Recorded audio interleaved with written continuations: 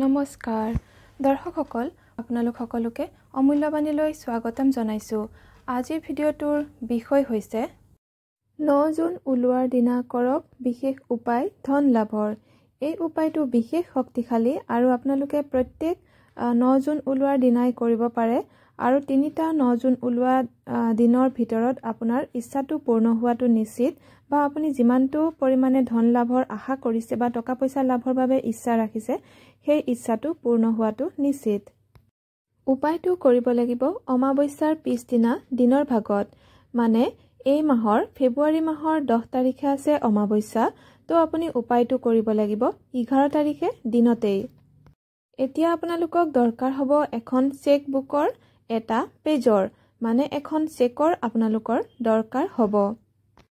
চেকখন বা চেকবুকখন আপোনাৰ নামত নাথাকিলে কোনো কথা নাই, ঘৰৰ যিকোনো সদস্যৰে আপুনি এখন চেক ল'ব পাৰে বা যিকোনো সদস্যৰে চেকবুক আপুনি ব্যৱহাৰ কৰিব পাৰে। যিসকলৰ ওচৰত কোনো ধৰণৰ চেকবুক নাই তেওঁলোকে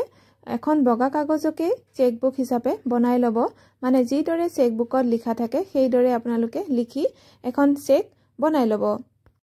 চেকত কেনেকৈ লিখে সেইটো যদি আপুনি জানে তেনেহ'লে সেইদৰেই লিখিব, আৰু যদি আপুনি নাজানে তেনেহ'লে ঘৰৰ আন কাৰোবাক সুধি ল'ব যে চেকত কেনেকৈ লিখে, আৰু পইচা য'ত লিখিব লাগে সেই এমাউণ্টটো লিখিব, আপোনাক কিমান টকাৰ দৰকাৰ বা কিমান টকা আপুনি বিচাৰে সেই ইচ্ছাটো আপুনি চেকখনত লিখিব, আৰু য'ত চহী কৰাৰ জেগা যদি থাকে তেনেহ'লে তাতে লিখিব ল অফ এবাণ্ডেন্স, মানে য'ত ছিগনেচাৰ বুলি যদি থাকে তেনেহ'লে তাত আপোনালোকে লিখি দিব ল অফ এবাণ্ডেন্স বুলি। তাৰপিছত আচল এখন চেক যেনেকৈ ফিল আপ কৰে তেনেদৰে আপুনিও সেই চেকখনত লিখি দিব, আৰু চেকখনৰ পিছফালে আপুনি আপোনাৰ নাম ঠিকনা সকলো লিখি দিব, আৰু যদি পাৰে ফোন নাম্বাৰো লিখি দিব। লিখি হোৱাৰ পিছত চেকখন আপুনি বাওঁ হাতৰ তলুৱাত ল'ব আৰু সোঁ হাতেৰে ঢাকি মনে মনে ইউনিভাৰ্ছক প্ৰাৰ্থনা কৰিব আৰু থেংক ইউ বুলি ক'ব, আৰু এই বুলি ক'ব যে থেংক ইউ ইউনিভাৰ্ছ, মোৰ পাবলগীয়া টকাখিনি মই পাই গৈছোঁ, মোক ইমানখিনি টকা দিয়াৰ বাবে বা মই ইমানখিনি টকা আচৰিত ধৰণে পোৱাৰ বাবে অশেষ ধন্যবাদ। আপুনি যি ধৰণে পাৰে সেই ধৰণেৰে ইউনিভাৰ্ছক ধন্যবাদ দিব আৰু 2-3 মিনিট সময় এইদৰে ইউনিভাৰ্ছক ধ্যান কৰিব। এইদৰে লিখাৰ পিছত চেকখন আপুনি খুব ভালদৰে কোনো এঠাইত লুকাই ৰাখি দিব। সেইখন আৰু দ্বিতীয়তে খুলি নাচাব বা কেতিয়াও চাবলৈ চেষ্টা নকৰিব, আৰু যদিহে আপোনাৰ পিছৰ যিটো 9 জুনৰ তাৰিখ আহিব তাৰ আগতেই যদি ইচ্ছাটো পূৰ্ণ হৈ গৈছে তেনেহ'লে এই চেকখন আপুনি জ্বলাই ইউনিভাৰ্ছক ফু মাৰি দি দিব পাৰিব, আৰু যদি আপোনাৰ ইচ্ছাটো পূৰ্ণ নহয় তেনেহ'লে পিছৰ যিটো 9 জুনৰ তাৰিখ আহিব সেইদিনা মানে অমাৱস্যাৰ পিছদিনা আপুনি পুনৰ এইদৰে কৰিব, আৰু আগৰ চেকখন আপুনি বাৰ্ণ কৰি মানে জ্বলাই ইউনিভাৰ্ছক ফু মাৰি দি দিব।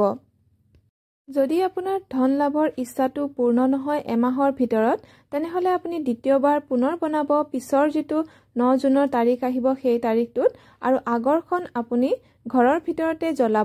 জ্বলাই আপুনি বাহিৰত ইউনিভাৰ্ছক ফু মাৰি উৰাই দিব, কিন্তু কামখিনি কৰোঁতে যাতে কোনেও দেখা নাপায় সেই কথাৰ প্ৰতি মন কৰিব। এতিয়া আপুনি দ্বিতীয় চেকখনো ভালদৰে কোনো ঠাইত ৰাখি দিব, আৰু যদি আপোনাৰ সেইখন ইচ্ছাটো পূৰ্ণ নহয় তেনেহ'লে তৃতীয়বাৰ যেতিয়া কৰিব আপুনি তেতিয়া সেই দ্বিতীয়খন জ্বলাই পুনৰ ইউনিভাৰ্ছক দিব আৰু তৃতীয়খন ৰাখি দিব, আৰু আপুনি কৰিব নালাগে যেতিয়ালৈকে আপোনাৰ ইচ্ছাটো পূৰ্ণ নহয়। তৃতীয়বাৰৰ ভিতৰতে সাধাৰণতে ইচ্ছাটো পূৰ্ণ হৈ যায়, আৰু আপুনিও সেইদৰেই কৰিব। কৰাৰ পিছত যিখন দ্বিতীয়খন আছিলে সেইখন ইউনিভাৰ্ছক পুৰি দি দিব, মানে আপুনি ঘৰৰ ভিতৰতেই জ্বলাব পাৰিব, কিন্তু আপুনি দিওঁতে ছাইখিনি ফু মাৰোঁতে ঘৰৰ বাহিৰত আনে নেদেখাকৈ ফু মাৰি ইউনিভাৰ্ছক দি দিব। এইদৰে আপুনি তৃতীয়বাৰ যেতিয়া কৰিব তৃতীয়খন কাগজ আপুনি ঘৰৰ ভিতৰত কোনো ভাল ঠাইত থৈ দিব, আৰু সেইখন আপুনি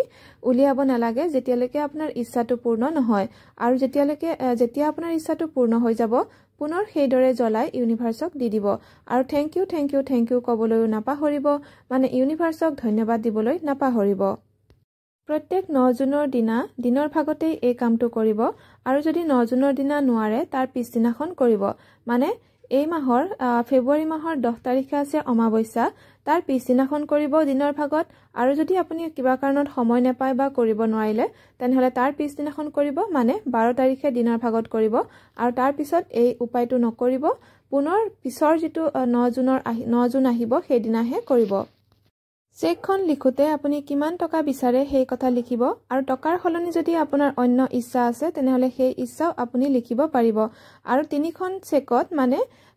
যদি প্ৰথমবাৰ পূৰ্ণ নহয় দ্বিতীয়বাৰ আৰু তৃতীয়বাৰলৈকে আপুনি একেটা ইচ্ছাই বা একেটা এমাউন্টৰ টকাই লিখিব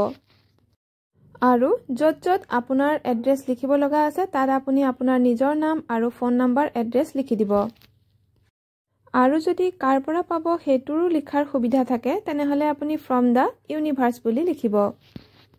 এইদৰে কৰক ইচ্ছা পূৰণ কৰা আৰু ধন লাভৰ এটা মহাশক্তিশালী উপায় আজিৰ ভিডিঅ'ৰ ইমানতে সামৰণি মাৰিছো ধন্যবাদ